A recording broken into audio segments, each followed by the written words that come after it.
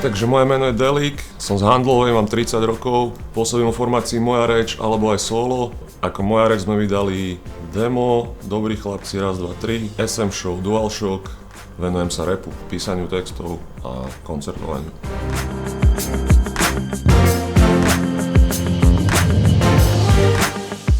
OK, takže čo sa týka hudby, na ktorej som sa zatiaľ podielal, tak začalo to v roku 2004 demom. Venovali sme sa hudbe spolu s Osupom už predtým, chodevali sme na skúšobňu, freestylovali sme, rapovali sme tracky. V roku 2004 sme nakoniec teda vydali to demo, kde bolo 7 trackov cez beaty. Vtedy nám robil hudby ešte Ramon, 2 hudby nám tam dal Bránčikov a Žvec. A druhá polka bola vlastne s našou kapelou Komplot, s ktorou sme hrávali. Tam bolo vlastne 14 trackov. Potom prišiel Dobrí chlapci 1, vlastne mixtape. Nazvali sme to mixtape, ale bol to viac menej ako keby album. To sme už začali, vlastne dali sme sa dohromady s Jozefom Engererom, ktorý si spravil štúdio pri Handlovej, v ktorom sme vlastne doteraz. A začali sme tvoriť spolu, čiže Dobrí chlapci 1. Potom, ak sa nemýlim, vyšiel náš debutový album SM Show. Dobrí chlapci 2, to bolo také 10-trackový, ako keby druhý diel mixtapeu. To sme spravili pre B-Barák, vtedy ešte vychádzal B-Barák. A k tomu to bolo ako CDčko, keď sa to ešte tak robievalo, že v časopisu bolo CDčko. Ďalej prišiel, ak sa nemýlim, DualShock, 2 CD, 32 trackov, prvú polovicu robil Jozef Engerer plus akože nejakí naši hudobníci, ale väčšinou akože Jozef to mal hudobne na starosti a to bolo ako keby cez živé nástroje, ako keby CDčko viac menej so živou kapelou, prvé, a druhé bolo cez rôzne beaty od producentov, s ktorými pracujeme celý čas, ako je Víč, ako je Detonate, bol tam ešte Dismusax, ktorý sa niekde stratil odtedy, pozdravujem. Potom vlastne sme robili Dobrých chlapcov 3, tretí diel vlastne nášho mixtapeu a momentálne ja sa venujem solo tvorbe, teraz mi vychádza vlastne album Sloboda, predtým som spravil 5-trackové EP Daj mi 5 cez Jozefové beaty všetko a plus som spravil ako prípravu na Slobodu XXX tape, tiež všetko s Jožišom Bengererom cez jeho hudby. Okrem toho ma môžeš nájsť na kope albumov, na väčšine zásadných albumov ako hostia. Tak určite je tam vidno nejaký vývoj. K Dobrým chlapcom by som povedal, to bolo vždy pre nás taký únik, že sme nepozerali vôbec na to, čo by niekto chcel počuť, ale proste sme sa iba uvoľnili, zobrali sme najlepšie beaty, ktoré nás tedy bavili a spravili sme to vlastne s voľnou myslou, každé to CDčko. Nie sú tam nejaká vypočítavosť alebo nič, proste iba hudbu, ktorú sme práve vtedy cítili, tak tu sme spravili a dali sme to v rámci tejto trilógie Dobrí chlapci. No a ako Moja reč sme viac menej vždy riešili nejaký ten battle rap, čo nás baví. Aj všetky tracky, ktoré robíme viac menej z pozície battle rapu. A riešili naše životy tak, ako sa vyvíjali. Ako ja som teraz celý svoj vlastne zhrnul na svojom debutovom albume. Akože určite tam je nejaký vývoj, lebo človek sa proste vyvíja. Vyvíjali sme sa rapovo, takisto aj tematicky a tak, čo ti poviem? Ako človek by som sa charakterizoval viac menej taký samotársky typ. Moc veľa ľudí si k sebe nepúšťam vôbec. Aj tá doba je taká, že to ani moc nejde.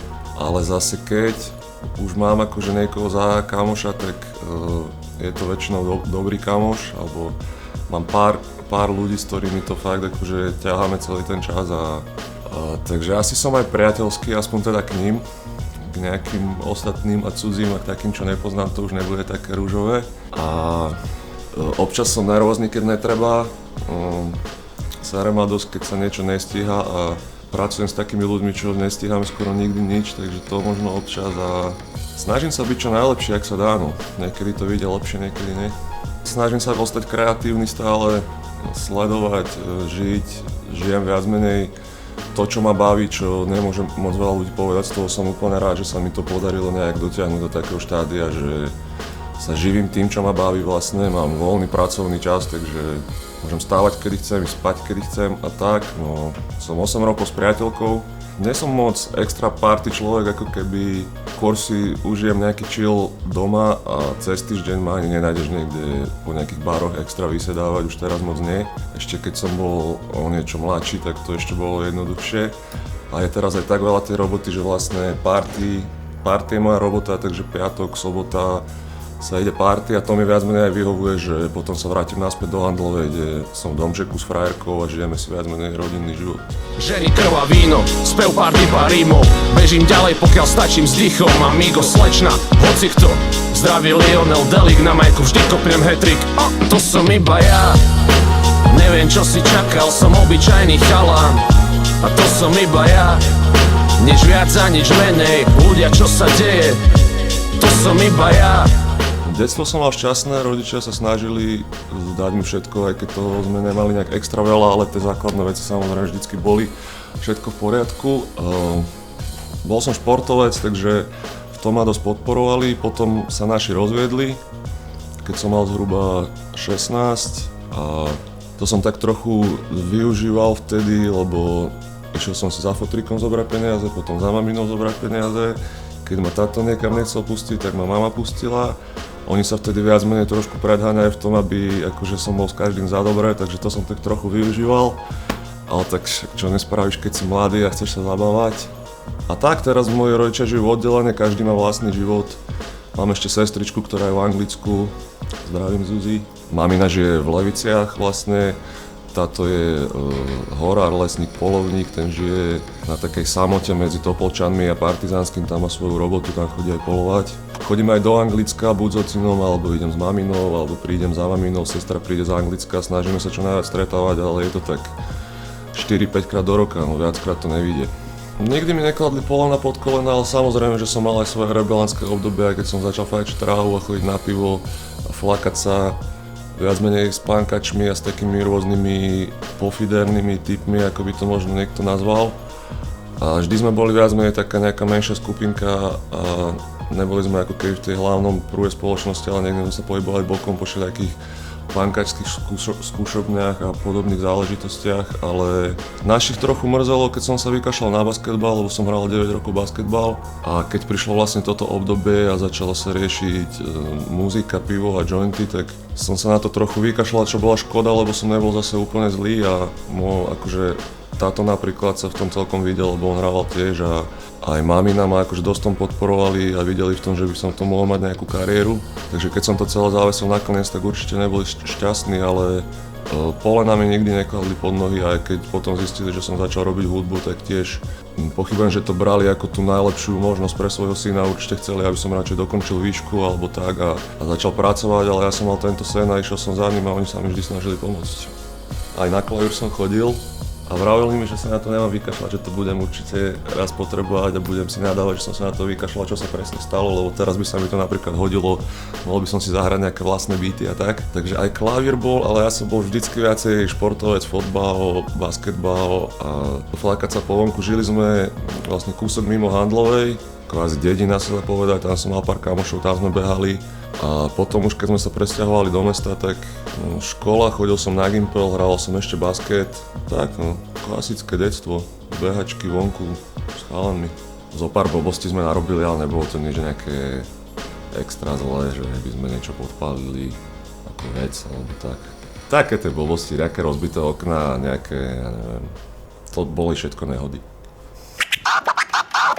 Viem, že kamoš jeden mi dal raz kazetu, kde bol Beastie Boys, License to Ill a na druhej strane bol TLC. Potom o nejaký týždeň mi dal zase kazetu, kde bol Judgment Night, čo bol taký jeden film a to bol soundtrack k tomu, kde sa spojili vždy rapové a nejaké rockové alebo metalové zoskupenia, bol to taký crossover projekt vlastne. No a potom to už začalo Cypress Hill, House of Pain a klasika Wu-Tang Clan a tieto veci, tým som sa k tomu nejak dostal, no. A nemecký rap hlavne. Vedel som dobre po nemecky, Starka má nemecké korene, tak aj so Supom sme sa vlastne, cez to sme sa aj spoznali, že obidva sme počúvali nemecký rap, čo v Handle nepočúval nikto. A cez to sme vlastne začali spolu zháňať CDčka a tak a dostali sme sa vlastne aj k rapovaniu tým spôsobom nejako. Bol pre nás ten nemecký rap lepší, lebo to sme viacej rozumeli. Vlastne rozumeli sme skoro všetko, o čo tam ide, takže nám to bolo také bližšie. V angličtine sme neboli tedy ešte až nejaký taký zdatný, takže tak. Extáza, pretrhla sa slovná hrádza, každý motherfucker, čo zavádza, prehratý boj zvádza. To bol nejaký jeden z prvých. Supa mal Existuje sila, čo ma núti, hľadať v hlavách kúty, nepoznané miesta diskoveričanov krúti. A tak sme sa nahrávali do nejakého Magiča z jednej kazety na druhú kazetu, a to ešte všetko tedy prebiehalo. A na pankačskej skúšobni pankači si hrali, tak som im povedal, nech zahrajú Doggy Dog nejaký. A rapoval som to nejak po anglicky, pár slov, čo som si akože zapamätal. A na druhý deň som proste sa stretol s Osupom a vral som, že bracho, je to brutalita, musíš to skúsiť, uvidíš. A tak sme sa k tomu nejak dostali, nemali sme DJ-a, v Handlovej neboli DJ, neviem či vôbec nejaký DJ je z Handlovej, asi ani nie. A tak sme zohnali nejakú takú kapelu, typka čo vedel hrať na bicie, typka čo vedel hrať na basu. S tými sme chodili, freestylovali a poprípade už dávali aj nejaké texty, ktoré sme vtedy ešte všetky si vymýšľali v hlave. Takže rovno z hlavy ani sme to moc nepísali, vlastne celá demo skoro tak vzniklo, že nebolo napísané. A potom sme ešte zohnali typka na gitare, Braňa Chlpeka, ktorý ešte teraz vlastne s nami chodí hrávať, keď chodíme s kapelou ako Komplot. A tam už sme tomu začali dávať nejaký tvár, no. Potom vlastne vzniklo aj to demo. No, celé to možno začalo nejakom roku 2000 a do 2004 sme vlastne trávili skoro každý deň na skúšobni rapovaním, chalani hrali nejaké veci a 2004 vyšlo to demo, ale ešte predtým nás vlastne Láci Strike zavolal, to bolo možno 2001 alebo 2002 na Battle of the Year, ktorý sa konal vtedy v Handlovej na hale a tam nám dal šancu, lebo vedel, že niečo takéto robíme, tak tam sme zahrali prvýkrát nejaké 3 tracky. Myslím, že tam vtedy hral ešte aj David z Osenca a tak. Čo mi dokáže spraviť radosť? Hocičo, maličkosti. Keď je frajerka v pohode, keď spravíme track, keď je dobrý koncert, keď si môžem niekam vycestovať so svojou hudbou, napríklad ideme pokrstiť album do Liverpoolu, alebo teda pri Liverpool. A ja som ako veľký fanúšik liverpoolského fotbalového klubu a napríklad sa nám podarilo vybaviť Martina Škrtela, že nám to tam príde pokrstiť a pôjdeme sa predtým pozrieť na zápas, ako je hostia. Takéto veci, no. Hudba, priateľka, hudba, láska a fotbal. Keď Liverpool vyhrá, nič viac mi netreba, to mi spraví normálne celý týždeň do ďalšieho zápasu, mám dobrú náladu. No, môj hodnotový rebríček, tak určite rodina a rodinou myslím moju rodinu, moju priateľku, jej rodinu, Supu, Jozefa a ich rodiny, ako keby to celé beriem, ako keby moju rodinu plus chalanov z kapely a napríklad Jakšu, človeka, s ktorým robíme teraz úzko. No a potom už sú tie ostatné veci, ktoré nie sú až tak podstatné, podľa mňa peniaze nikdy extra podstatné pre mňa neboli. Aj keď som ich nemal málo, tak som sa mal fajn, aj keď ich mám viacej teraz možno, tak sa mám tiež fajn. Podľa peňazí to nejak nemeriam. A muzika, to je vlastne, to som si vybral ako životnú cestu, takže už ostatné sa spraví. Sláva je taká vec, ako som vravel, ja som rád, že sa mi podarilo dostať do takého bodu, že sa tým môžem uživiť a že môžem chodiť a vlastne zabávať tých ľudí a trochu ich na chvíľu vytrhnúť z ich stereotypov proste a tú hodinu im odozdať energiu, ktorú odozdajú aj oni nám a nejakým spôsobom im ju vrátiť. Takže sláva ma až tak nezaujíma. Samozrejme, že chcem predať čo najviac CD-čok a chcem, nech mám vypredané koncerty. A to sa nám viac menej darí, takže som spokojný s tým, ako to je. Mali sme jeden rozheganý starý koš, na zemi hlina kamene, aj tak bolo to nádherné. Trafil som sa z hociakej pozície, cez ucho ak Magic Johnson, Sean Campbell, Larry Bird, Michael a Michael mali video jam. Ja som bol malý pahliak, čo si žije svoj sen a keby som nevynechával tréningy, mohol som drtiť prvú ligu. Ja, aký som debilný, bože, aký som sprostý, ale na druhej strane ma o to viac baví hudba, aj keď fakujem tanec.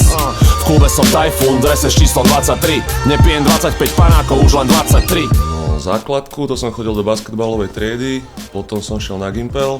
Tam som bol na začiatku ešte dobrý žiak, ku koncu už nie až tak dobrý. Každopádne Gimpel som zvládol, potom som bol na civilke rok. Robil som v hudobnej škole školníka, ale to sa netýka vzdelania. Ale bolo to dobré, bola to hudobná škola, takže to bolo také celkom blízke k tomu, čo vlastne teraz robím.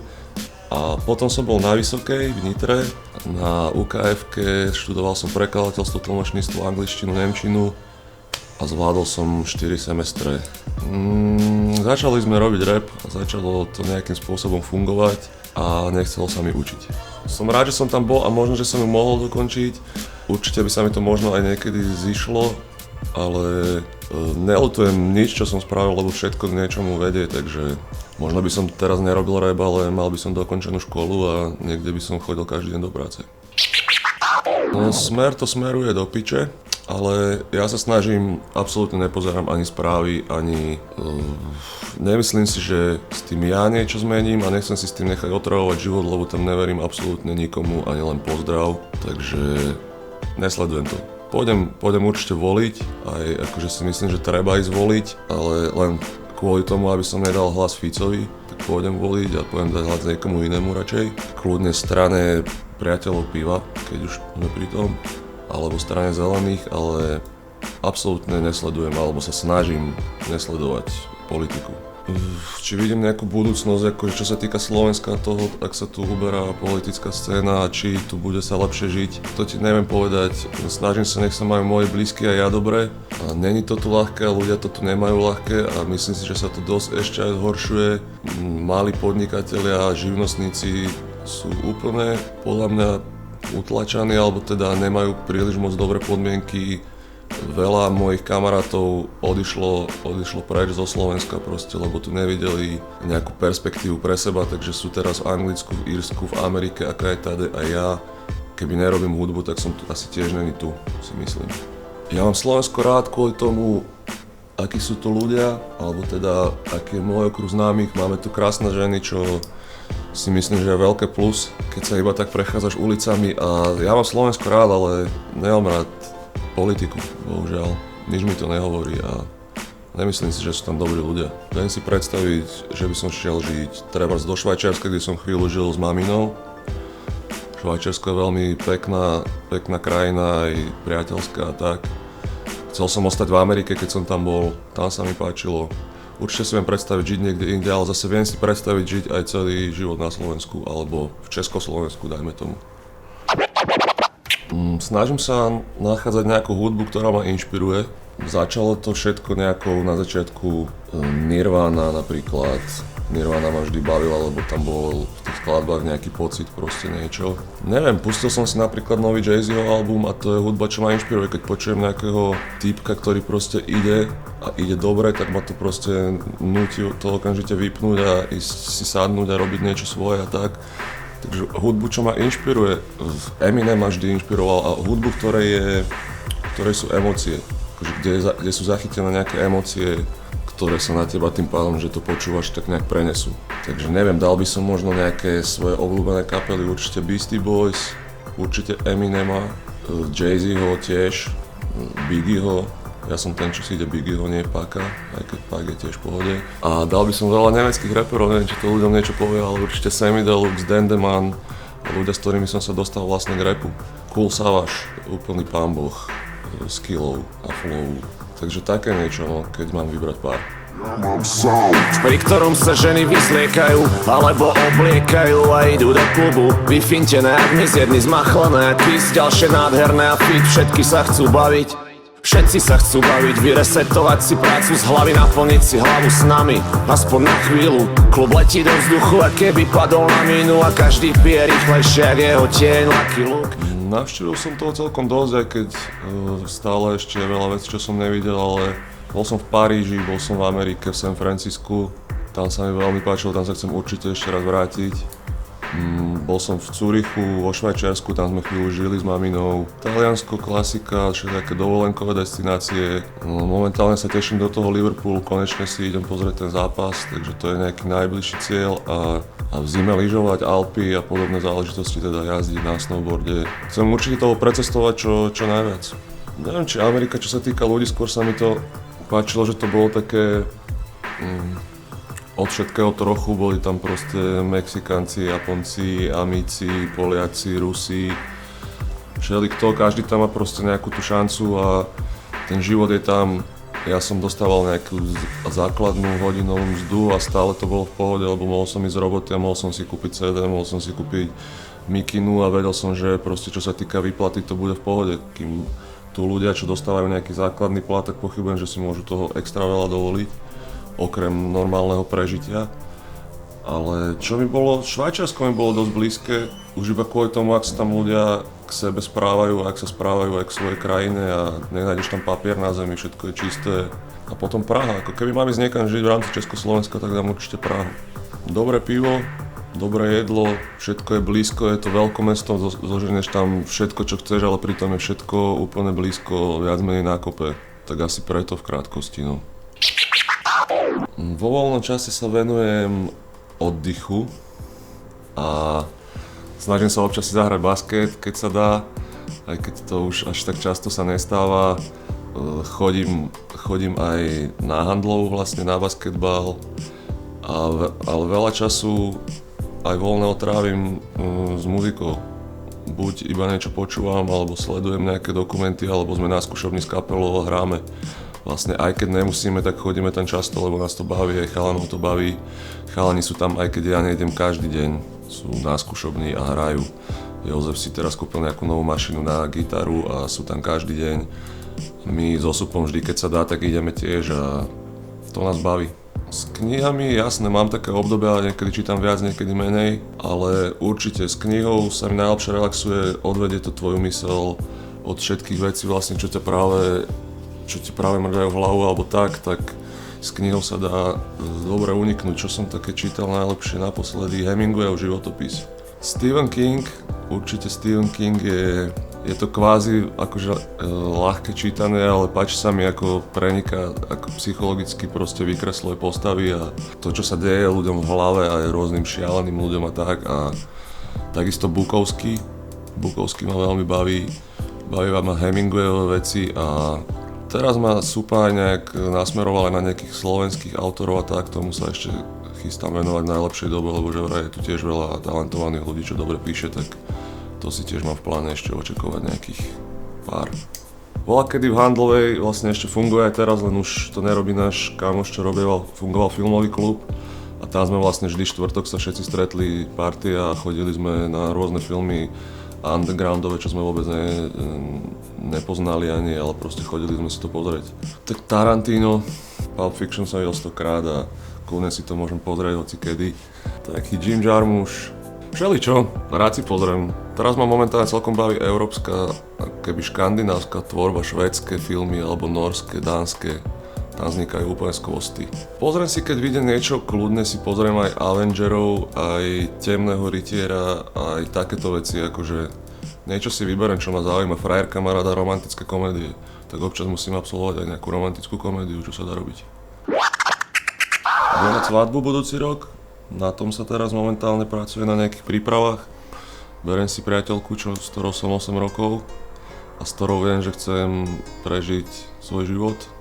Som vedel od začiatku, a už som si úplne istý a chcel by som určite deti, 2 minimálne. To by mohol byť môj rodinný život, potom sa už uvidí. Takže svadba a už potom to necháme na prírode, kedy si vybere.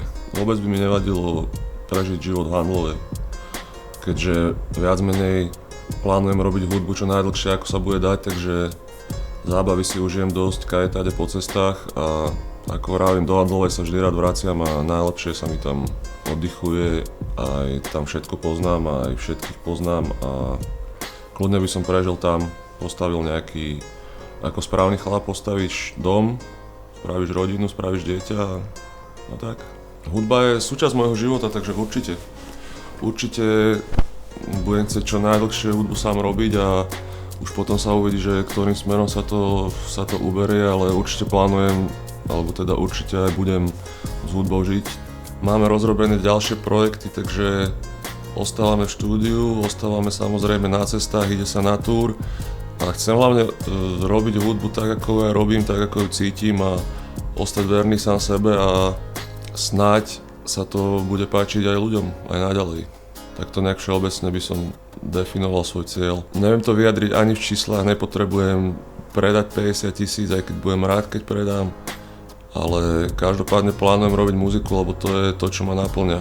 A to plánujem robiť čo najdlhšie.